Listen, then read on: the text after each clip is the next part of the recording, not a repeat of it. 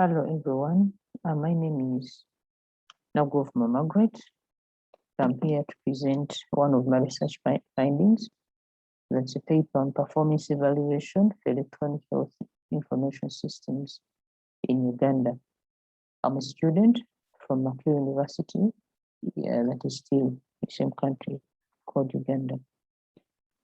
Why performance? Performance is looked at, it's defined as how effective something is in achieving the desired job or objective. And the question is, why eHealth? We might find that when it comes to healthcare in general, especially in developing countries, a number of ICTs or developing countries have taken an initiative to invest heavily in ICTs or information communication technologies for healthcare. Of course, in healthcare, the number of services we can look at, the would-be services handled BMBs, patient care, laboratory. There are a wider range of services. So ICTs are employed to improve service delivery. That is, for example, some of the systems you can look at here, highly summarized as electronic health records, laboratory information management system, monitoring and evaluation systems, patient remind systems, research systems, and number of. So users are always at the center of managing all this information obtained from different services. However, one of the things we cannot forget is that these ICT initiatives are relatively funded either internally, but mainly externally by funders or what we call donors. With time, we realize that research shows that in developing countries, at most 70% have at least an e-health implementation or e-health solution for managing details or reporting health information that is for a particular country. But at most 10% of these initiatives are evaluated. So you may find that there is always question, who does the evaluation? And there is always a blame job, this one, first, the other, and the like. However, you may find that because of such, there would be success of such initiatives is actually, we're uncertain of the success of such initiatives. So in other words, for us in order to ensure continuity of such initiatives, as well as ownership, there needs to justify the use of these systems. And all of this, yes, whether it is good, whether it is bad, there is a need to conduct rigorous evaluation of performance. Remember, we said if performance is simply how effective something is in achieving the desired job. So in this regard, if such initiatives, we don't provide a justification to continue using these systems. These initiatives, remember, for most of the funders or facilitators, it is the nature of funding is actually project-oriented or program-based. If it is 5 years, could be 10 years. If such projects end, if those programs end or projects end, these systems will actually be shelved, or you may find that they're actually budgetary cuts. So of which this research takes into a step into a study in this regard, a study was undertaken to explore the extent to which these electronic health information systems are actually evaluated. That is in Uganda, in relation to if these is actually evaluated. Number 2, establish the reasons for evaluation. Number 3, establish the nature of guidelines used in evaluating such initiatives in Uganda. So a survey, in terms of the methodology, a survey was conducted conveniently in Uganda between March and September 2019, that is with the public health facilities, especially key stakeholders in this regard, where we have the Ministry of Health, the donors, health implementing partners for different regions, religious medical bureaus, we have regulators like ICT. We have HISIP, who supports systems like DHIS2, and health facilities, of course, that ranges from regional referrals, general hospitals, health centers, among others. So all of these ones did participate. Different key personnel were identified from all these facilities. Of course, in this regard, we had, for example, we have biostatisticians, we have key administrators, systems administrators, we have the district health officials, data managers, among others. Of course, some we have an instance where we have medical records officers, or some refer to as data clerks that actually play pivotal role in capturing information into these systems. During the survey, both quantitative and qualitative data were captured, and different explanations that actually were pending, let's say in terms of results, let's say in terms of those who evaluate, those who don't evaluate the guidelines and like. An interview guide was used to obtain different explanation. So the interviews, the responses obtained in interview were limited up to the 13th interviewee, or that is the level of defining level of saturation. So in other words, interview responses were recorded and transcribed. The selection of the districts of coverage was actually in 15 districts, and all of these ones, the predicting factor was actually the national backbone infrastructure. So most of these districts on the national backbone infrastructure were actually given consideration, and we actually further select, and a selection was done. So which we have at most a representation of each region to have actually 15. So out by then, 26 districts, that is at time of the study, 26 districts were connected on the NBI, that is National Internet Backbone Infrastructure, and 15 districts were actually selected using what we call the probability proportion to the size sampling method. A total of 210 respondents were identified using Morgan and Cranjusi's table. When it comes to respondents, stratas were identified, okay, based on that is the district health officials, monitoring evaluation data managers, and in here we this participation was possibly done. That is based on the use of these EHISs as well as the accessibility. In terms of analysis, descriptive statistics were obtained using Stata. And when it comes to qualitative responses, these were analyzed using thematic analysis.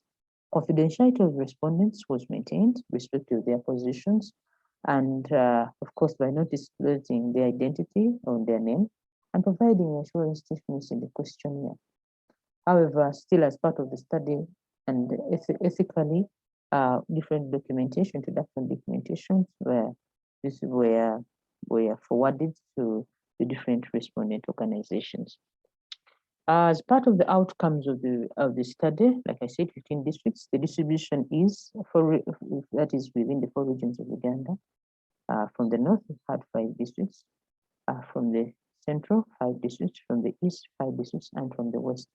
Of course, there are limitations. There are limitations that hindered the exploration of the study, the thorough study within the West. That is failure to get a good that is research assistant to facilitate in the process, as well as communication within the region. Okay, the gender performances, 60% were male and 40% of the respondents were actually female. So these are the key roles identified within the study. We had biostatisticians, DHOs, among others. And then the eHealth initiatives in the study obtained from the study or in the study were DHIS2, which is predominantly used, Uganda EMR, MTRAC, it's actually semi-specificity system. Most of these ones actually do feed into DHIS2 modules. Then we have RX solutions, among others. The point to note is that these are not the only systems in Uganda, but wherever the researchers or the researchers went, they had to identify key systems a particular respondent is actually using. It could be one or two. So in other words, but on a daily basis, one could actually interact with one or more systems in a way. Evaluation of the EHIS or electronic health information system. The study showed that on average, 85% of the respondents evaluated their EHIS and 15% did not evaluate their EHIS. So it was upon the researcher to further investigate why is it that these 15 did not evaluate. They should be at least giving us reason. So the results obtained here is that it is actually informal. And the ministry is in charge of, in case there's any problem, then the institutions don't have control. And of course, the other side, the system is actually developed by the Ministry of Health. So in other words, everybody kept referring to the Ministry of Health. And when it comes to the health implementing partners, they actually say one of the key persons obtained there, interviewed there, says custodians of these systems perform evaluations because they cut across the nation. The focus of an IP is much more into rollout, implementation, and results. The others explore the reasons for evaluating these systems for those that actually do the evaluation. Majority of the respondents actually refer to ensuring of data quality, which is rated at 44%. Then assessing performance standards and user requirements, which is at 18% or 19% in this regard. Then monitoring of the functionality, which is at 22%. Reporting 5 and updates of the system.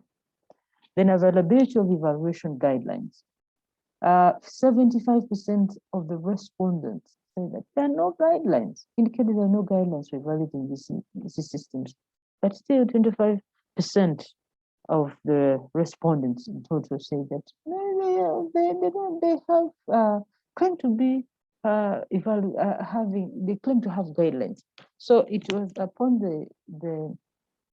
it was tasked to the researcher to investigate, well, at least get a copy of these guidelines to see maybe why is it not part, it's actually not revealed to the other 70, it's not known to the other 75%. Some of the reasons, the efforts to obtain at least even a few guidelines were actually in vain. So as part of the interview process, these are some of the responses obtained. For example, we implementing partners follow standard operating procedures to evaluate. So in other words, what evaluate have key aspects, because as part of facilitation of management of funds awarded by the donor, they have to follow certain rules of engagement to report. Then reference is always made from user manuals, of course. So in other words, one of the key aspects, at least appreciated for those who evaluate, is actually more into data management, data quality, data use, and the like. Then the other told me, because I'm an ICT, I'm a computer science graduate, I use my experience to evaluate this. So I find that somehow there's some bit of formality missing. Then the last one says that the procedures for evaluation are still under incubation, not a word of consumption, but as a ministry, have the eHealth technical working group that handles such matters. So ideally, yes, there are efforts, but they're not documented. So as part of the discussions, the results of that show that on evaluations indicated that yes, 85% did the evaluation of EHI, of these electronic health information system. You may find that yes, And initially, there's a study that has just been done in Uganda that indicated that the evaluation level is actually percentage is 50%. And this is brought about by the changes in the observations. That is to say, the one of 50% was actually looking at evaluation of projects by the implementers, mainly in Kampala, that is for both and the private facilities. And the other is and this particular study focused on evaluation of available EHIs by users in Uganda as a whole towards public health service delivery. So the study in Kampala is only one district in Uganda, and this study at least did a sample coverage of at most 15 districts. Of course, this percentage is relatively higher than that hinted on earlier. That is based on a recent research that showed that 10% of African countries actually did the implementation. So, like still the results indicated the main reason for evaluating these HIs was simply to ensure better quality data use, data management, data reporting, etc. So in this regard, well, in the developing countries context, the health sector is barely functioning. So evaluation of this eHealth initiative should be geared towards demonstrating progress that a country is making towards improving its national eHealth environment. In other words, this could be used as a basis to measure observable changes.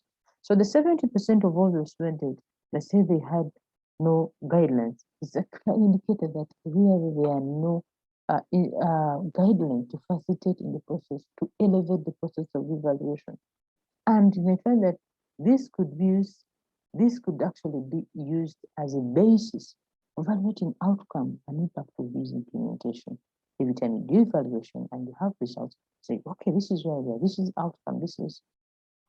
So in other words, the evidence proves that that is from this research that EHI works. In other words, there is need to provide evidence that really these electronic information systems work, and they are geared towards improving the conditions of the population, but as well as ensuring continuity and sustainability of such initiatives. So if you have such reporting, then you have a basis to make decisions on new and as well as existing eHealth initiatives. So in other words, the efforts should be joined also towards ownership, because much of these particular initiatives are donor funded. Limitations of the study, okay, as part of the conclusion aspect, results depict lack of standard evaluation guidance for assessing the performance of electronic health information systems in many developing countries. All of these ones limit the justification of these multi-million-dollar eHealth information system initiatives. So some of the limitations, of course, I had the challenge of the research, had the challenge of availing of that is ethical approval that is through a medical body, because however, the nature of work was distinct from the nature of its technology and how it is facilitating reporting, not ideally in the data. And then I had deadline of timely delivery of results, failure to obtain a research assistant, like I said, to do coverage of the Western region, where they had only one district, and response levels were affected because 200 and more questionnaires were distributed, and with only 180 responses. The way forward is to investigate this research based on the results, is to investigate available approaches and theories for evaluating electronic health information systems to guide the development of performance evaluation mechanisms and standards based on the outcome and impact of different electronic health information systems. This is actually highlighted within this particular illustration. Thank you very much.